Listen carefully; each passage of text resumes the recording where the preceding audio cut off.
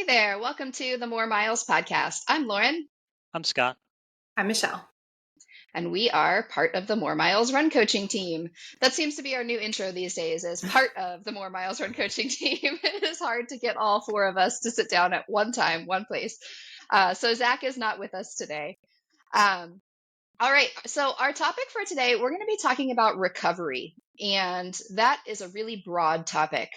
So, we are going to be breaking it down in a lot of different ways. What recovery is, when you are using it, how to use it, how to know if you're recovered. And we're going to take a deep dive here on recovery as a broad topic. Before we get into that, though, let's do a quick checkup on our coaches here.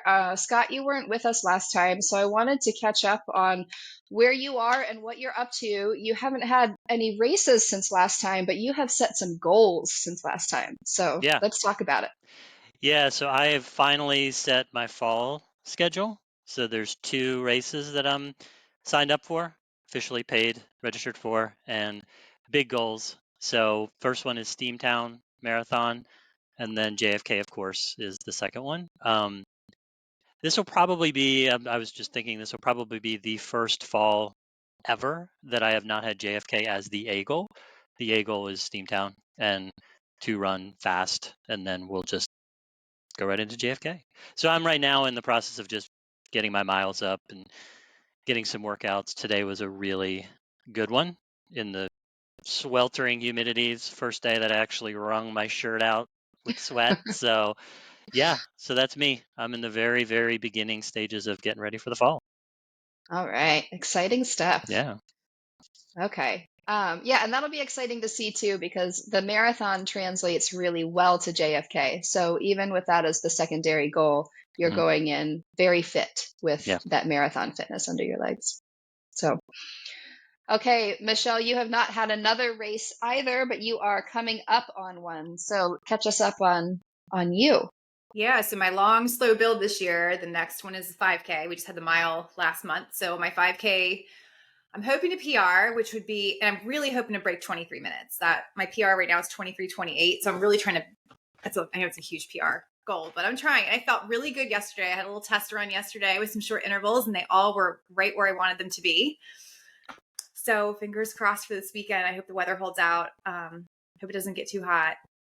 So that's this weekend's goal. Somehow, some way, I'm getting a 5K PR, whether that's at Antietam, which is the race I'm registered for, but my son's track schedule has been all over the place. So I may not be able to get there. And if that's the case, I'm going to just go to the track and try to solo PR, because I don't know when else I'm going to be able to sign up for a 5K at this point. So that's it. So that'll be a nice Mother's Day present, right? Like PR There you in the go. morning and then nap in the afternoon. It's supposed to be cool this weekend too. This heat wave that we're in right now is not going to last. I think today's the last day of it. So Yeah. it'll be wet, So but it'll be cooler. yeah. How about you? Okay, woof. So I've been talking all year. My big goal was the CNO 100 mile, and I did not finish. I dropped out of the CNO 100, made it 40 miles before making the decision to call it, which was incredibly disappointing for sure. But I'm completely firm in my decision and completely okay with it. It sucks to set a big goal and to come up short in any fashion. But it was really the way that I felt in the moment just like didn't leave me a choice. There's no like I could walk it in, I could slow it down. Like it was just my body was done. And that's what happened. My body was tired. I think doing the Grand Canyon 2.5 weeks before the 100, and I knew going in that that was a risk. The Grand Canyon, we did a whole podcast on it. It's a long effort and it's very different than what I had been training for. So the demands were just high. And when my coach and I had talked about it, we had just kind of said, or I had said, I know it's a risk to put this big thing so close to my 100, but the canyon was really important to me and I wanted to do it anyway, even though I knew it was a risk. So coming back from the canyon, we tapered right away. It was pretty much full taper from there. And, I was doing some like 14 miles was my longest run after the canyon. I did several double digit, between 10 and 14 mile runs. I felt fantastic. Like I really kind of the trend this season has been like I've been recovering really well and really fast. And so when I felt good the week of the race, the week before the race even, my confidence was really, really high. But you just can't know, when you're running 100 miles, like you can't really know until you're in it. Like a 14-mile long run isn't giving me a good full assessment on how my deep fatigue is recovering. And I had a really big season across the board. So I ran a really strong through like 33, 34 miles. And then it was rainy, it was windy, it was cold. And I didn't feel cold, but just like my whole body just tightened up, locked up. And a few miles later, by mile 38-ish, it was just like, it's not going to happen today. Like I tried walking felt bad. There's a steep climb to get up to, there's a transition area at mile 40. And I was really struggling to make it up that climb at all. And this is, I had 60 miles left to go. it just wasn't going to happen. And there was very little choice in that. My body was just beat. So it's disappointing, but I'm okay with it. I'm really happy with the way I set up my season because I feel very fulfilled with what I did do. Coming back from a really tough year and a lot of injuries, I won a 50K. I won a 9-hour race. I ran a 3:15 marathon on tired legs. I ran across the Grand Canyon and back. Like that's some big stuff. And I'm really proud of what I did, how I did it. And I'm on the right track. I know that for sure, that fitness is building. I'm doing well. And I could come out of this DNF feeling unsatisfied, but also very excited and motivated for the path that I'm on, and healthy to continue down that path. So Absolutely.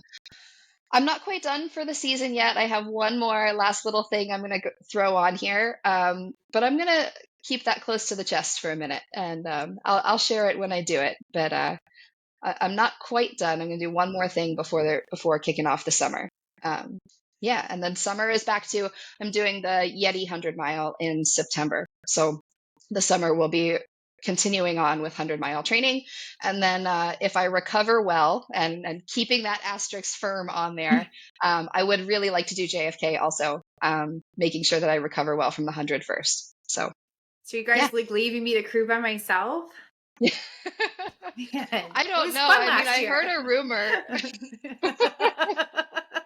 We'll see when November comes. We'll figure it out. See what happens. Okay. All right. Moving onward. So we are talking about recovery. This is a topic we've been wanting to cover for a while, but really the timing is perfect. We are here toward the end of the spring racing season. We're not quite at the end of it yet. And this is a prime time that recovery is a hot topic, both as you are leading into big spring races and coming out of big spring races leading into the summer and what lies ahead.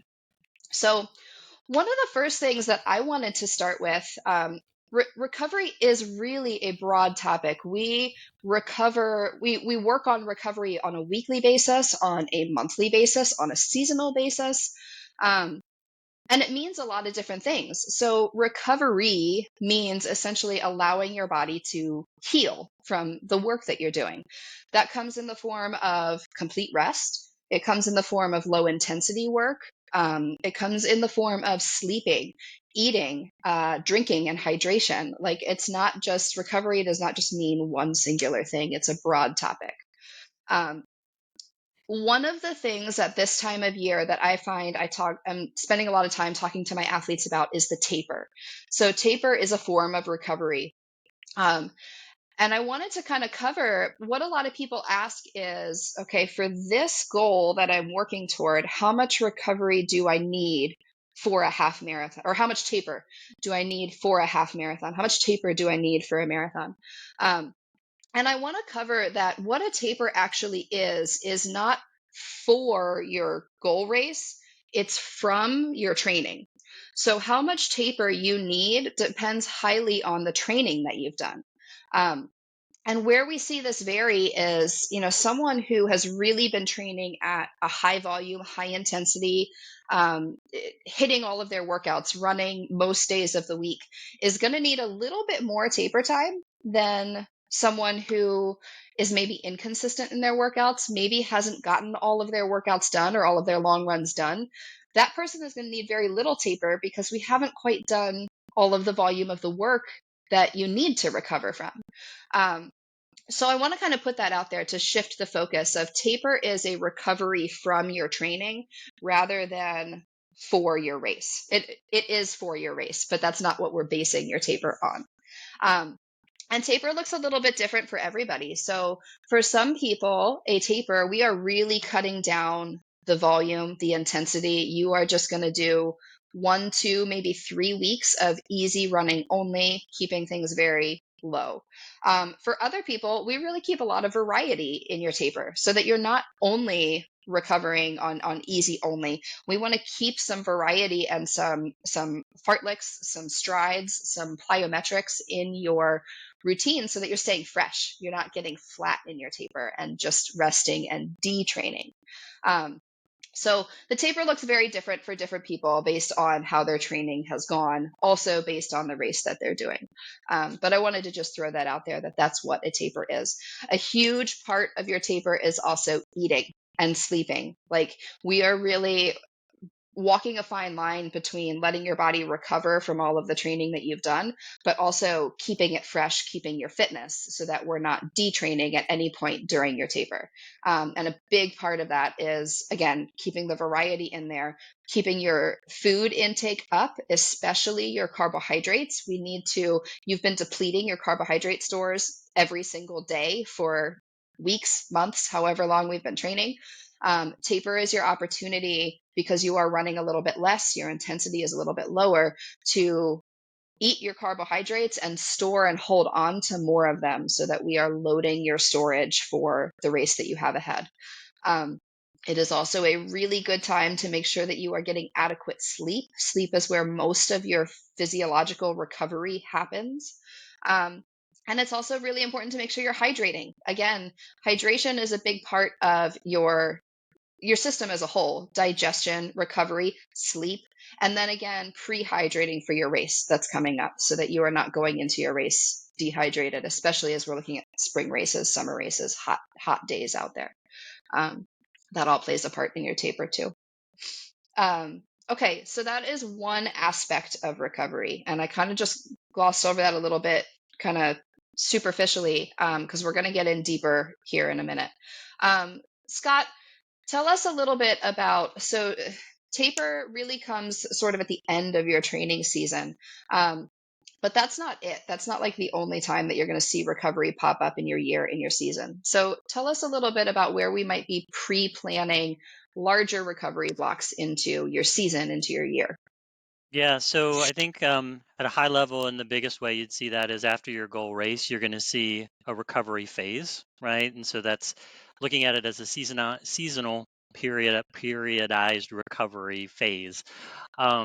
The length of that is really just going to be determined on a couple of things. It's going to be determined on what you just did, what your goal was, what the effort was, what the result was, but also where you are as an athlete, right? So somebody who is new to running, you just ran a marathon, right? That recovery phase may look a little bit differently than somebody that's seasoned, right? Ran a marathon, and their recovery is going to look a little bit differently. So if we look at it as it's planned, right, within your season, so it's a block of time that's dedicated towards recovery, but that doesn't mean that you're just going to be sitting on the couch for a week or 2 weeks or whatever after your goal race before you jump right back into training.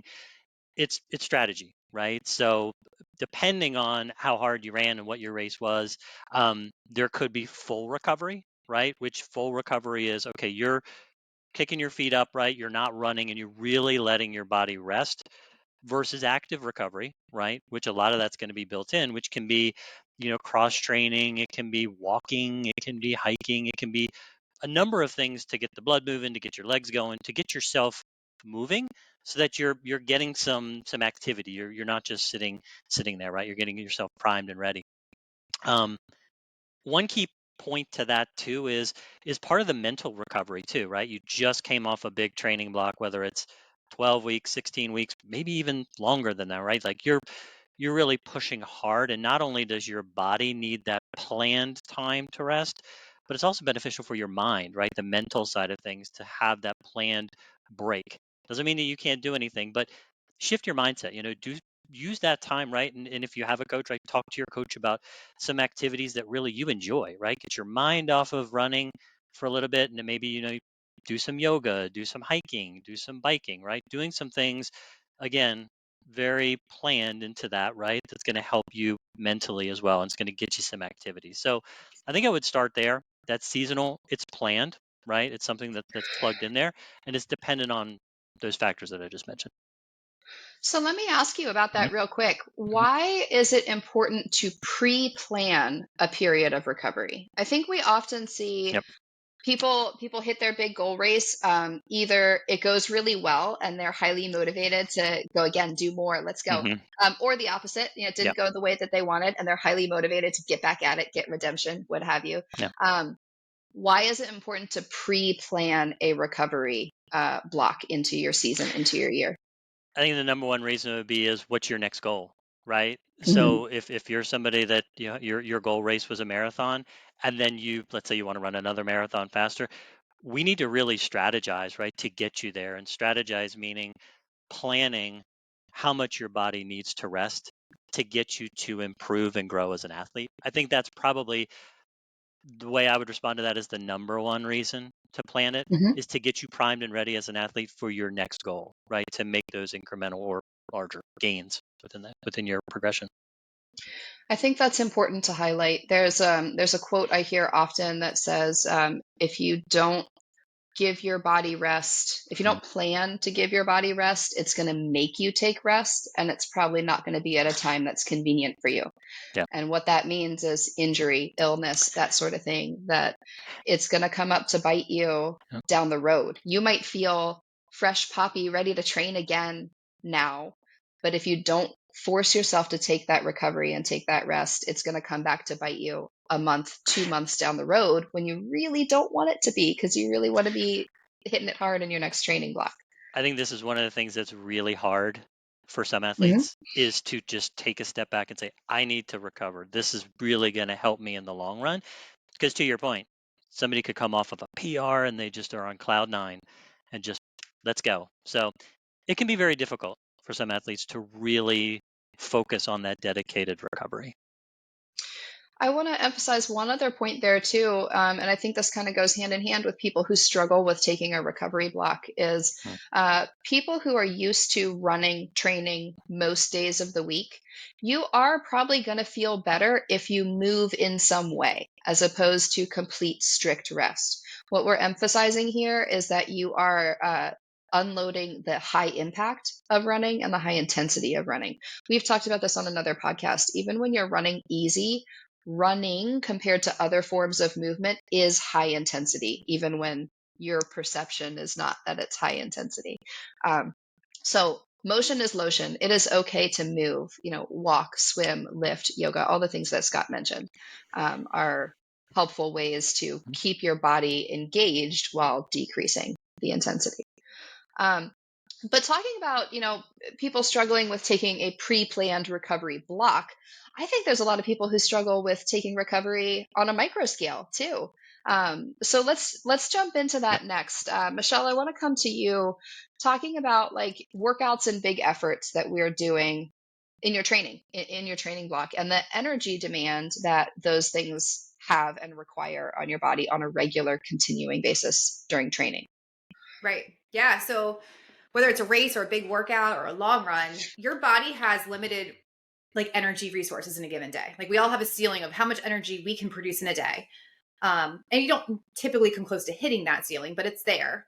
When you have these huge efforts, your body is taking a huge chunk of your available energy and putting it into your workout, which is like where you see your calorie burn. Like when you go out and run 20 miles and see 2,000 calories burned, that's a huge chunk of energy you just utilized, even on an easy long run. Like I say easy in quotes. And then if you add a workout into that run or a hard effort midweek workout or a race, that energy cost is even higher.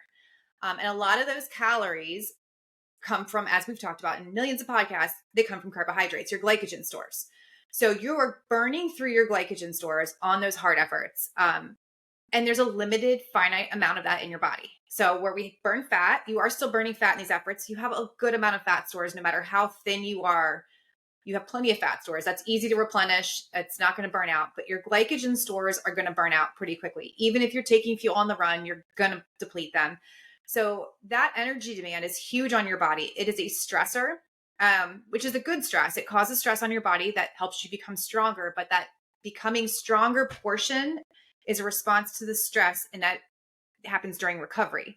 And your body also needs energy to recover. It can't recover without energy. So this is why we plan your workouts. You know, most people typically have no more than 2 big efforts in a week, and there's a reason for that. It's so that you can, in your recovery time, replenish that energy, build it back up for the next hard effort so you can continue that fitness progress over time, which means that you have to replenish the energy so you recover. So that's why we tell you, after a hard effort, protein to build your muscles back up, make them stronger, but also carbohydrate. Like, you need a lot of carbohydrate after those again so that you can restock your stores, have the energy not only for your next workout, but to recover properly, because you won't recover properly without that. Typically after a hard effort, I'll have anywhere from 30 to 40 grams of protein and then 50 grams of carbs within an hour on top of what I've taken on my run, before my run. So that's, why we tout carbs so much, is because you don't just need them for your workouts. The cost of carbohydrates in any big effort is so great that you need to be eating them all the time to make sure your energy stores stay high. But just remember, the stress causes a huge caloric expenditure, but your recovery also is a huge expenditure in calories. So you need to keep eating and keep your energy high so you can recover, or you won't see the gains you want. Let's emphasize that after a big race too, because I think a lot of people they'll have their big race. I think most people are pretty good about enjoying themselves and having whatever meal or whatever big celebratory thing that day, maybe even the day after. But then a lot of people have this mindset of, as we were just talking about with Scott, you need to take a recovery block. For some people, that might be a day or two. For some people, it might be a week or two. For some people, it could be even longer.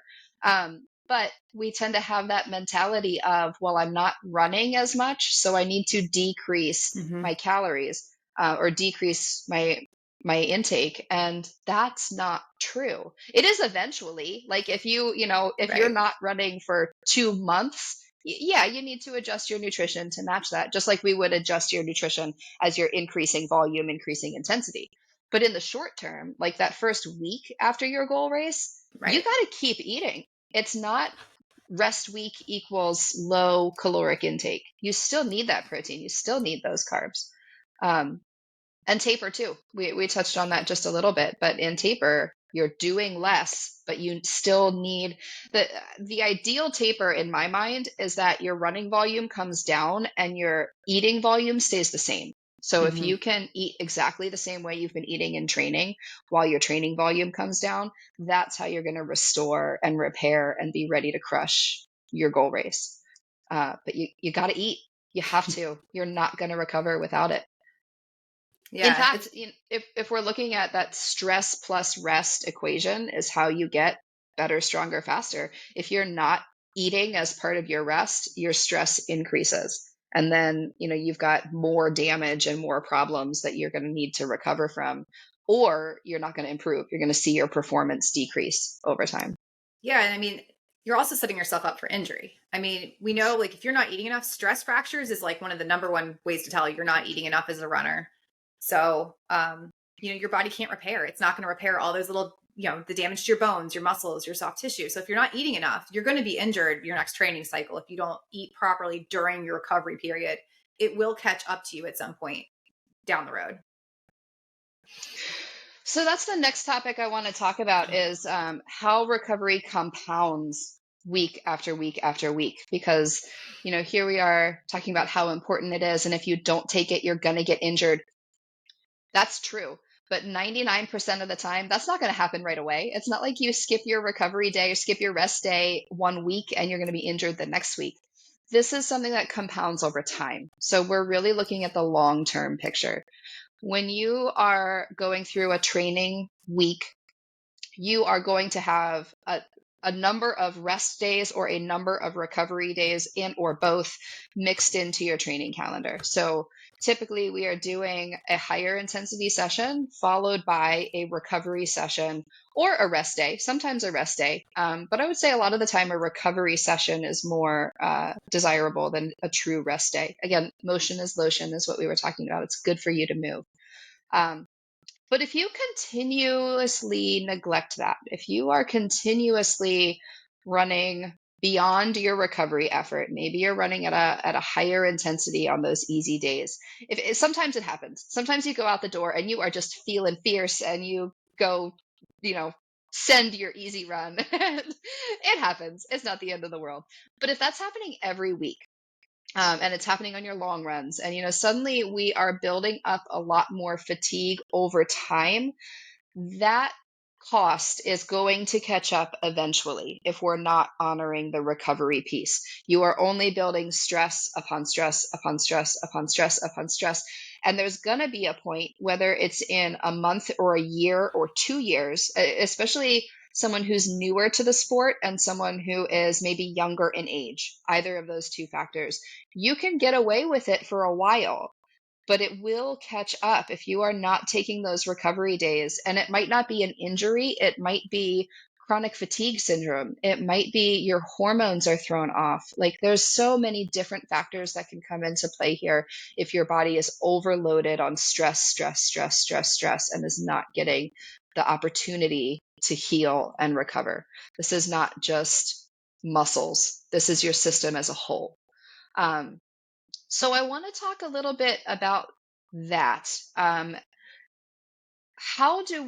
So Michelle, this one's going to come back to you, and we're going to kind of go back and forth here on both data and analytics, as well as subjective feedback to know if you are recovering or if you're not recovering, signs of either of those. And we're going to talk on both a micro scale, like a daily, weekly kind of basis, and then also, if we're looking at a long-term picture, the kind of red flags, warning signs, or green flags that we might see with productivity. So let's start with you first, because you are the data junkie. We have spent a lot of time talking about watch metrics, data analytics, and that sometimes those things can be a negative. They get into your head, they play with your head. Sometimes they can be really super helpful. So let's talk about the metrics that we want to be looking at for recovery. Yeah. So I want to start this by saying, I'm a watch junkie. I love my data. I even am guilty of getting stuck on the data, as Lauren knows what data I shouldn't be looking at. But there are some really good things on there. And there's also a lot of things you have to kind of take a grain of salt with. So before this podcast, when we knew we were doing this, for the last week, I've literally worn 3 recovery trackers to just see how they all compare. So I have a Garmin, a Whoop, and a Morpheus, and all 3 of them use completely different algorithms. And I want to make that clear. They use different algorithms to come up with their scores. And the key here is not to compare things across devices. So I want to make, you can't, they're not apples to apples. They're figuring things out in completely different ways. But just so you have a reference, recovery scores are not what you should be looking at, because I'll tell you today, after a hard workout yesterday, Garmin had me at a 65% recovery, which I feel is probably around where I feel today. Morpheus had me at 78 and Whoop had me at 30.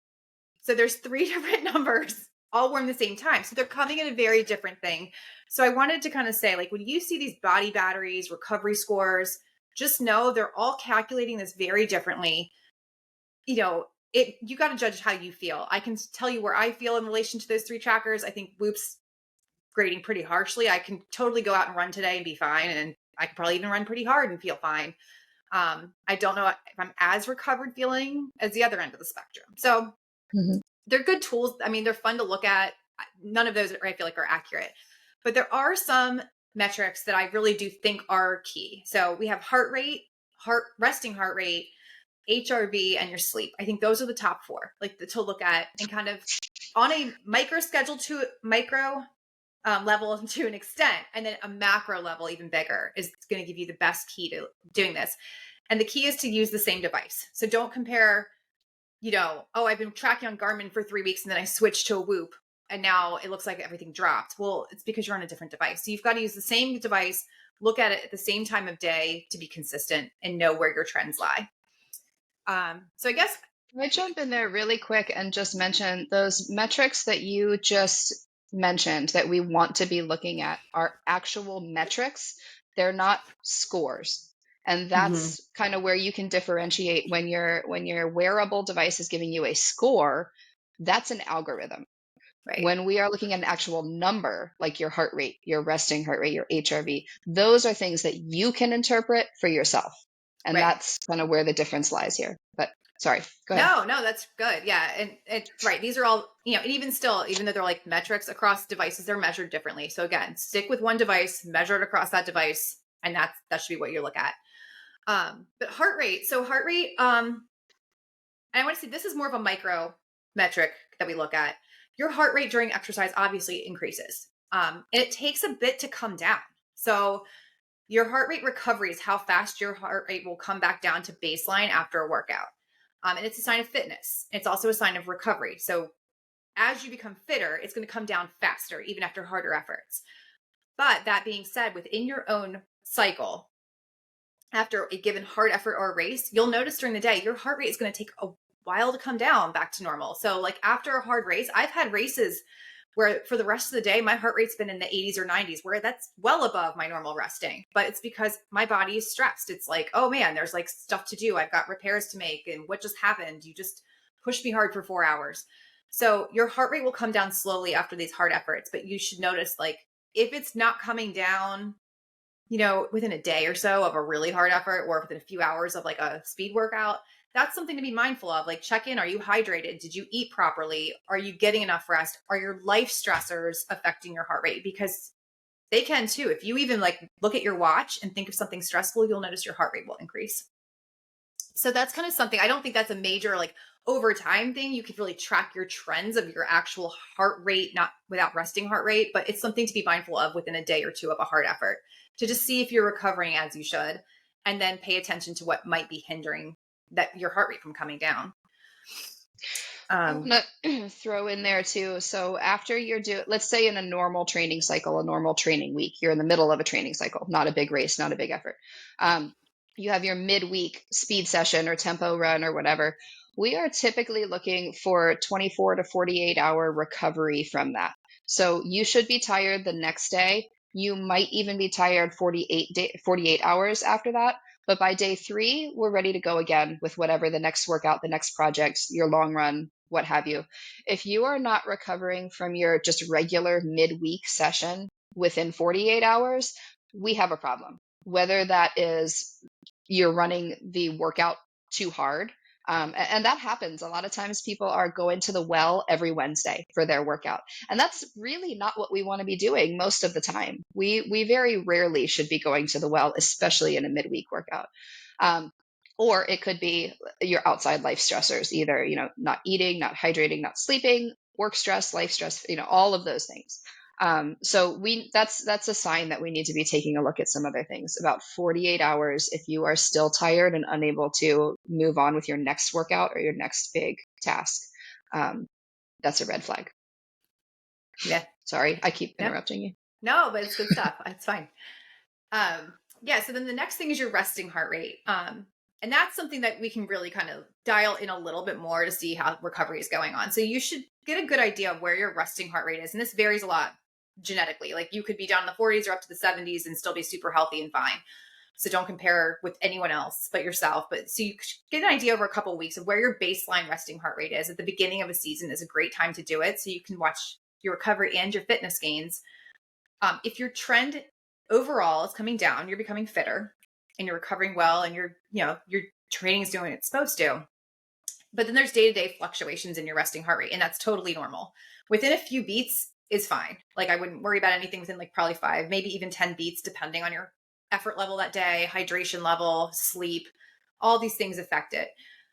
When you see a pretty sudden increase or decrease that's out of your normal deviation, that's a sign of something. So a lot of times people will see a drop in resting heart rate and think, oh, that's great. All of a sudden I have like a resting heart rate of 40 beats per minute when it's normally 55. and you think, man, that's awesome. Well, that could be a huge red flag and a sign of overtraining, which doesn't seem to make sense. But a lot of times one of the first things in overtraining is a drop in resting heart rate. So that's something to talk to your coach about. It can also increase suddenly. So if you have a lot of life stress and you're not eating enough, you're not hydrating is a huge reason why your resting heart rate will be high.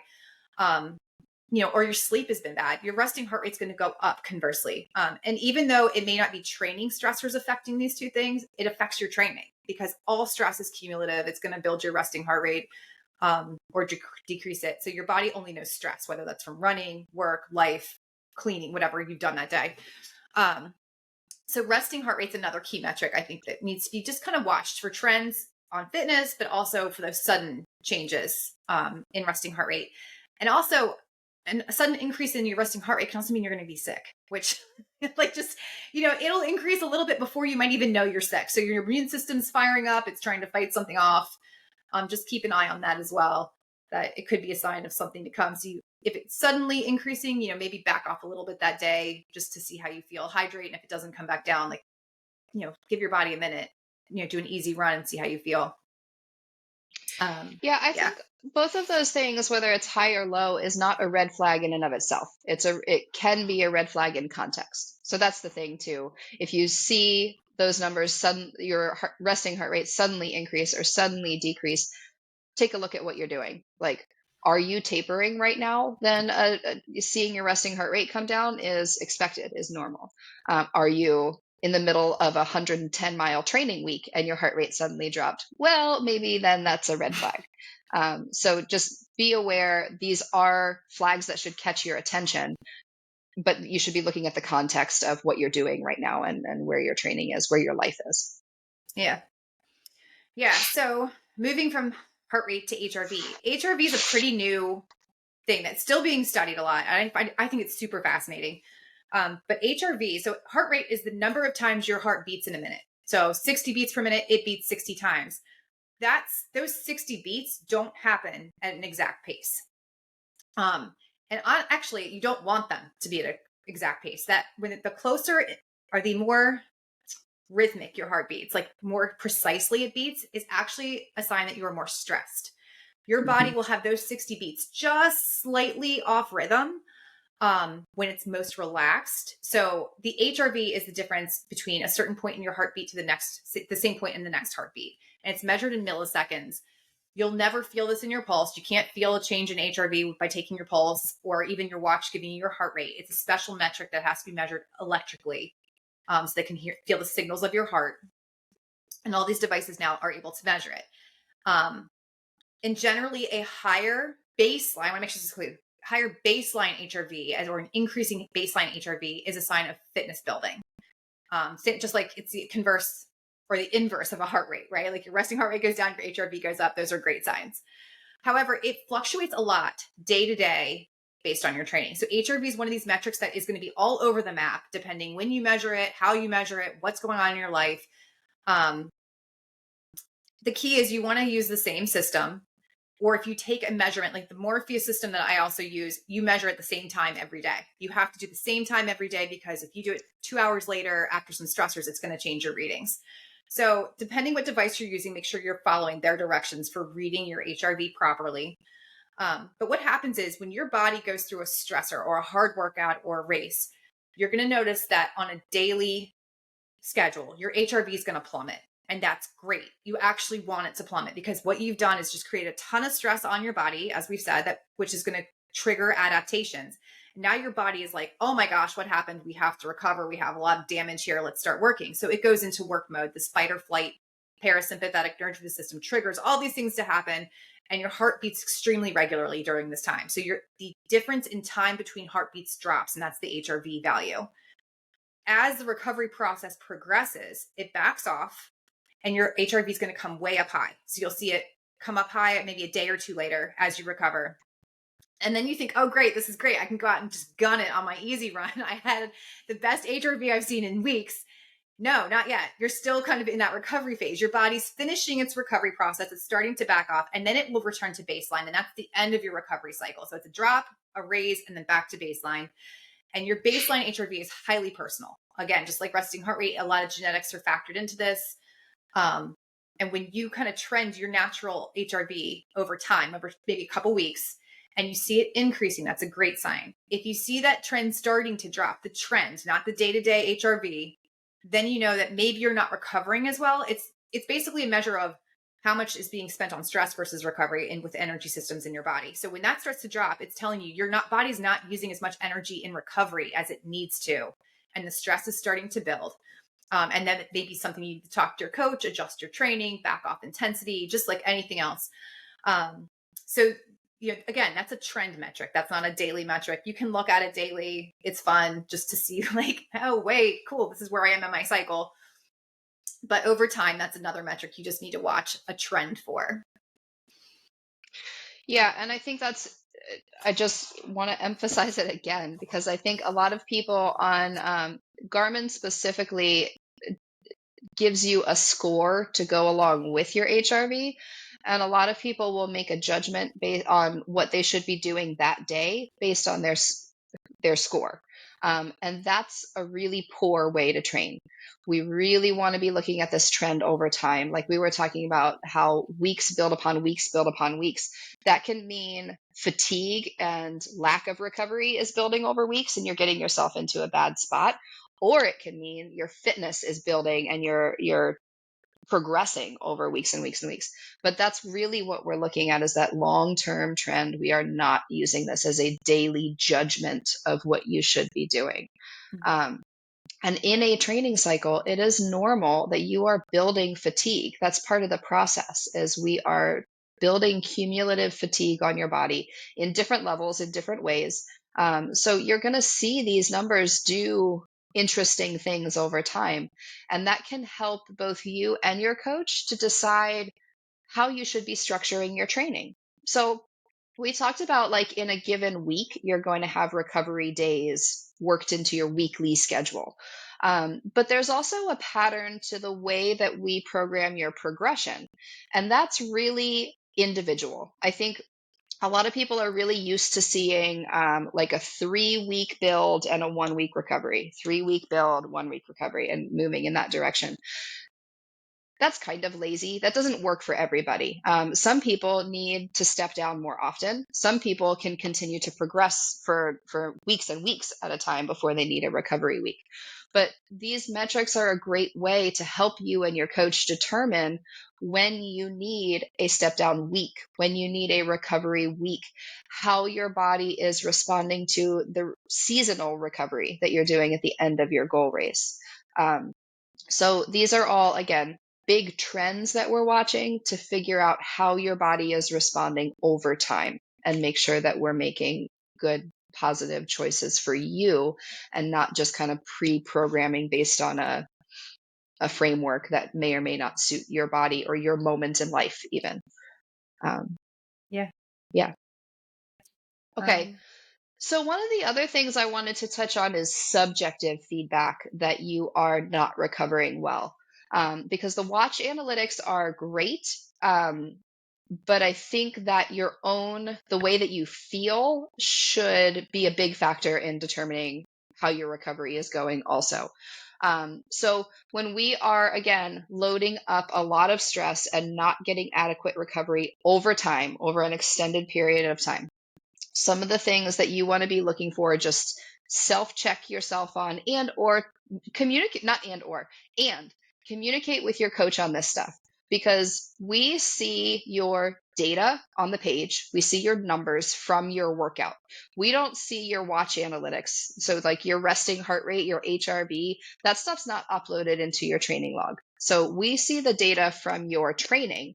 You need to communicate those extra data points if you're interested in them, but more so how you're feeling on any given day, any given workout. That's what we want to know more than anything, is not how fast did you run, but how did you feel while you were running that fast.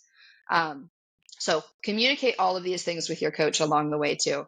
But muscle soreness is an obvious one. If you are still experiencing sore muscles, whether they are sore to the touch or you are not moving properly, taking the stairs sideways or backwards, they're not recovered yet. That's a sign. That's what muscle soreness is. There's still damage there, and it's still healing. Now, again, that doesn't mean don't run or don't move. It just means don't go hard. If you are currently sore, we are not going to increase intensity. So muscle soreness is an obvious one. All day energy is a big one. So when you go out for a big workout, whether it's a long run, a hard session, what have you, you should be tired at the end. Like, that's normal. But you should also be able to get something to eat, get something to drink, take a shower, and not be laid up on the sofa for the rest of the day. I think that sometimes that's appropriate. If you just did something huge, and maybe even that's more so a choice than a necessity. But if you are in a place that you cannot peel yourself off the floor, you're not recovered. And that would be true really anytime, even if it is a big effort or a big race, you're not recovered if you can't peel yourself off the sofa. But if this is happening regularly, like every Wednesday, you can't function at work after you've done your morning tempo session, or every Saturday you get up and you do your long run and then you're wasted for your family for the rest of the day. If this is happening all the time, you're not recovering appropriately, and we need to take a look at either the work that you're doing or the repair that you're doing. Again, food, hydration are huge components in that. And not just the way you're fueling your session, but the way you're fueling all day. Michelle made a big point about that, about getting protein to help your muscles repair, getting carbohydrates to replenish those muscles and replenish your energy stores. That is an all-day project. It's not just how many gels you took on the run, although that plays a role in it too. Okay, appetite. It is very common after you have done a big, hard effort, you are not hungry. That is another sign that you're not recovered. When you are in the middle of a training block, training for a big thing, you should be freaking hungry because you are working hard day in, day out, week in, week out. That is a common thing that runners are hungry, especially distance athletes who are putting in a lot of miles. If that's not happening for you, if you feel like your appetite is low frequently or all of the time, we have a problem that we need to work on. And it's probably that your training is too intense, whether that's the workouts themselves or you're not going easy enough on your easy days, not going zone 2, not hitting in the range that we want you to be hitting in. So if your appetite is chronically low, we have a training problem, most likely. Okay, illness is another one. It is totally normal to get sick sometimes. Germs exist. Kids, families, like, we exist in the public, most of us. It's normal to get sick sometimes. If you are getting sick multiple times in a training cycle, that's a sign that we have a problem. Your immunity is too low because your body is under chronic stress and it's not adequately recovering back to your normal baseline. So a cold here, the flu there, like something during your training cycle is okay. Some things, multiple illnesses during a training cycle, is a sign your body's not responding, not recovering appropriately, and we need to take a look at why. Mood. This is a super simple one. And as we're talking about overtraining, so there is, when we're training for something, we are doing a progressive overload. We are looking to work your body to a high point of stress, load, demand, and then recover from that to make you more fit. There is a point of overtraining where you are increasing all of that stress load, you're not recovering well enough from it, and you continue to load on. You are going to dip yourself over the line into overtraining.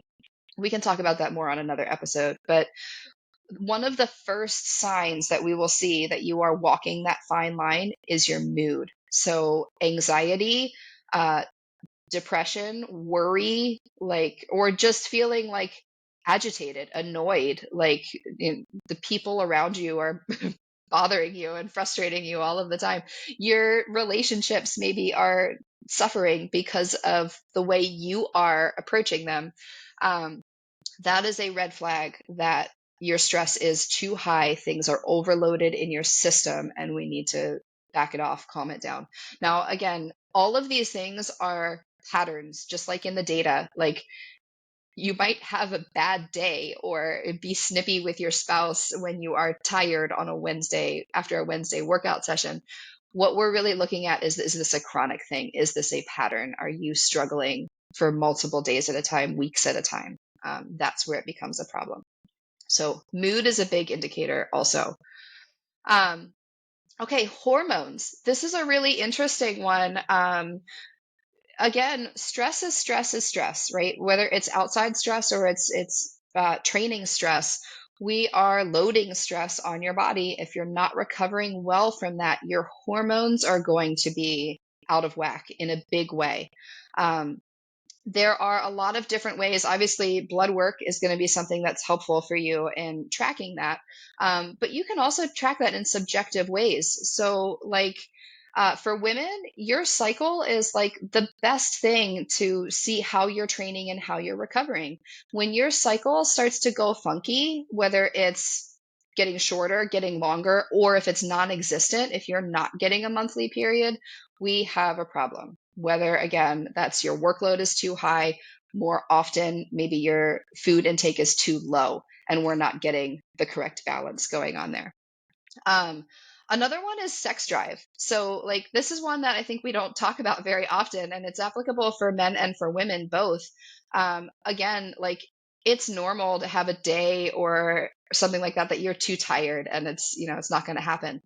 But if this is a pattern, if this is a regular thing that your sex drive is low and you are not in the mood, or things are not happening regularly over an extended period of time, that's a problem too. It should not be like, I'm in marathon training, so for the next 12 weeks there's no sex in my life. That's wrong. That's a problem. You're not supposed to be that tired. And if you are, again, that's a hormonal issue, and we need to take a look at it and figure out why you're not recovering. Again, food and sleep being big things in that department. And then the last thing is injuries. Like, again, we are distance runners. We are putting a lot of repetitive volume on our bodies. It is normal to have little niggles here and there, like little, my calf is tight, my glute is tight, I need to roll it out, catch up on my strength exercises. At the point that you are truly injured, that something is affecting your running form or is affecting your ability to run or your quality of workouts, we have a problem. And more often than not, true injuries are from a lack of recovery, whether, again, it's because you're not getting enough food or you're overworking your system in the wrong way. So injuries are another big subjective sign that something is not going well. We're not recovering as well as we need to be. I think that's all I had on my list. Did you guys have any other subjective markers of poor recovery or good recovery? Motivation. Yeah, that's a good one. I feel like when your motivation suddenly drops, that's a big sign too. Like, if you've been a highly motivated runner throughout most of your training and then are suddenly, I just can't get out the door, that's a good sign. And I guess it goes with mood, but Well, and to the flip side there too. If you are highly motivated and bouncing out the front door in the morning, you're probably recovering really well. Right. That can be, a lot of what we're talking about is signs of poor recovery, but there are also signs of that you are well recovered also. Right. So maybe we should touch on that a little bit too. Scott, did you have anything on there? No, I was going to agree with Michelle on that one. But it goes to the mood, and I can say personally, I've experienced within specific cycles, and then looking long term, it's like, I don't know if I can do that, or my goals I want to change my goal, right? That's another key sign for me that I can personally say that's happened before, and every time that's happened, I look back and say, okay, well, I think I know the reason why. So yeah, I would agree with that. I think that's a big one. Yeah. Another one I might throw in there as a sign that you're recovering well is, or a sign that your fatigue is getting high, not necessarily problematic, but high, is how long it takes you to feel warmed up when you start your run. And I don't mean like, in the winter, it's cold outside, you might be a little tight because it's cold.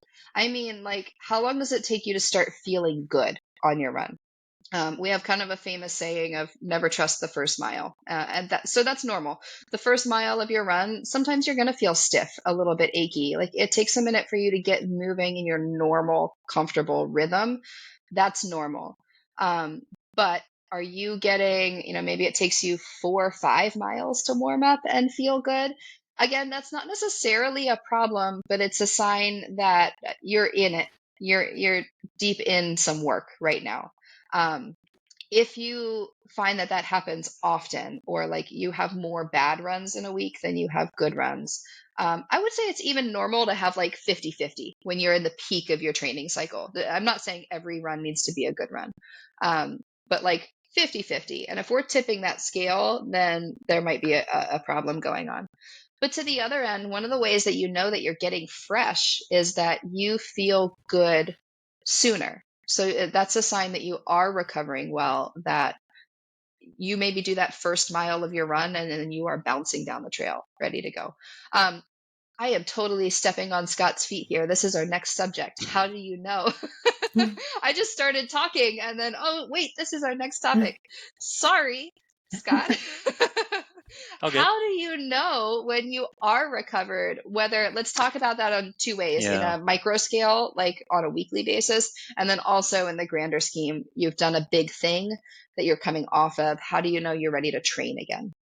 Yeah. So looking at it in those two ways is when you're ready to push again, kind of looking at it that way, right? So that being the key word, push, right? When are you ready to go hard again versus when are you ready to train again, right? So if we look back at talking about that periodized recovery that we're building into your training, like right after a goal race, I think the number one thing to think about with both, with when to push hard and when to train again at a high macro level, is how do you feel? Like everything we've talked about here, rolled into one is, what is your body telling you, right? Now you can, as a coach, I can look at it and say, okay, you ran a really hard effort in that marathon. You were pushing, all the markers say that you pushed really hard, but how do you feel, right? How does your body feel coming out of that? Um, the next day, if you say, my legs are completely trashed, I'm going down the step sideways and backwards, and I cannot even walk, right? That's an indicator of, okay, we're not ready to push, or we're going to look at that recovery phase and say we're going to build in a little bit more recovery before you're ready to push again. Doesn't mean we're not going to train. It doesn't mean we're not going to get some movement in there, but a lot of it is going to be dictated on how do you feel, how did your race go, what was the effort like. Um, I think sometimes it's easy to look at the when is it ready to push again in terms of how far did you go, right? Did you run a 100 miler versus a 5K? And I think that's okay in some instances to say, okay, we need a little bit more recovery, obviously, or a little bit more time off if you've run farther. But that's not necessarily going to equate if you didn't have a hard effort, or you didn't push as hard as you think you should have, or if just maybe it was one of those days that you just felt terrible after that marathon, right? And I've had that before where I'll run a long run or a hard race, and the next day I feel great. Um, but then I have the same what I think is the intensity level at my next event, and I feel terrible the next day, right? So sometimes that just happens. So I think that's number one, is looking at how you feel, right? And then really sitting down and saying, okay, let me assess all of this that we just took in and say, when is it ready to push, right? Working with your coach to say, okay, when is it ready to push again? I think at the other way, the other thing we're talking about is when are you ready to train again, right? I think same thing. How do you feel, right? But then let's define that training. Do you have another goal race coming up, right? Which a lot of athletes do. They'll say, okay, I'm training for this specific half marathon or marathon in the spring, but I'm also looking one step ahead. What does my fall look like? Right. So I think if you have another goal race on the calendar or in your head that maybe you've already signed up for, I think that's going to play into it too. Right. We don't want to push too early. We don't want to, in air quotes, train hard too early, because that's our goal. We're looking at it, 3, 4, 5, 6 months down the road. So the timing is going to play into it. Um, Another thing I put down is just the external factors in your life is going to dictate when to push again and when to train again. You got to be realistic with that too. Is a lot of us as athletes that if I'm like this, and I know a lot of the athletes that I work with is they're looking one step ahead. They're looking at, hey, I'm looking at the fall, but then life happens. A wedding may come up in the summer, or you may have a vacation that comes up, right? So you got to look at those life factors too, to build those in to determine when is it right to push, right? Or it could be something where you may not even be able to train during those life factors, right? So kind of maybe I'm getting off the topic a little bit, but I think sometimes you got to adjust on the fly, based on what your life gives you. But I think wrapping that up, I think it's the when do you push again hard is really going to be predicated on how you feel, how your race went, how your last training cycle went too.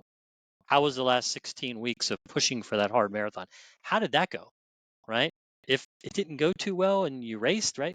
Maybe we can jump in and push a little bit sooner than you had a phenomenal 16-week cycle. You hit your workouts, you were pushing hard, you were recovering well, had a great race. It's going to look a little bit different, right? So that's kind of the way that I would look at it is when is it ready to push versus when is it ready to train again? I think this is where having a coach can be hugely helpful, and even more so having a long-term relationship with your coach, because how you feel is a great metric to go off of. But I think we can also know that we can't always trust how we feel as competitive people. And so I think when you have been through more than one training cycle with your coach, so in one training cycle, we get a little bit of a picture of how your body is functioning, how your body is responding. The more training cycles that we go through together, the better we get to know that. So, we might, to use your example, you had a really killer 16-week training cycle. 2 weeks after that, you were feeling good, and we decide to start working again. And then 2 months down the road, you are burned out because we weren't fully recovered when we thought you were.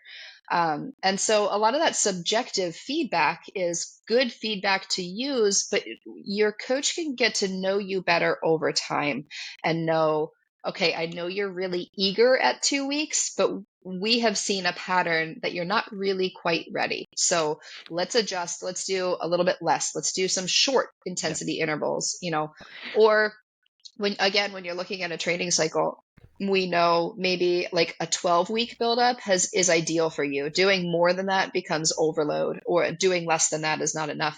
Some people training for a marathon, training for a big event, they only need 6 to 8 weeks to do that and to be at their best. And they can't handle a long training cycle.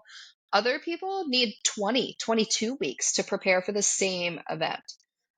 So really getting to know you and your body over time, and how your subjective feedback actually plays out in reality over time.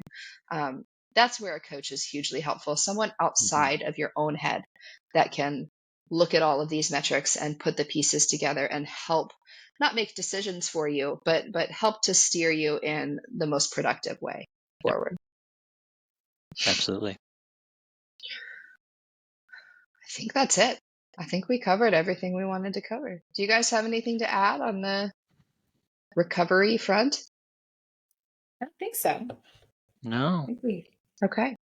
Well, drop us some questions if you are listening and you made it to the end of the episode and you have questions about any of these things, because each of the things we touched on are things we could certainly go on a tangent about in more detail. So if you have questions about this, or if you'd like to talk to us about coaching and figure out your best path forward to your next best event, we are here for that too. So you can find us at moremilestogo.com. That is our main website. You can find information about each coach individually, as well as what we do together. You can find us on social media at More Miles Run Coaching and see what our athletes are up to. We post almost weekly with the races and events that our athletes have been doing. And then you can find us at the More Miles podcast on Spotify or wherever you listen to podcasts, which is obvious because you're listening to our podcast. So, okay. Maybe they want to try a new platform. Wherever you are, you can find us at the More Miles podcast.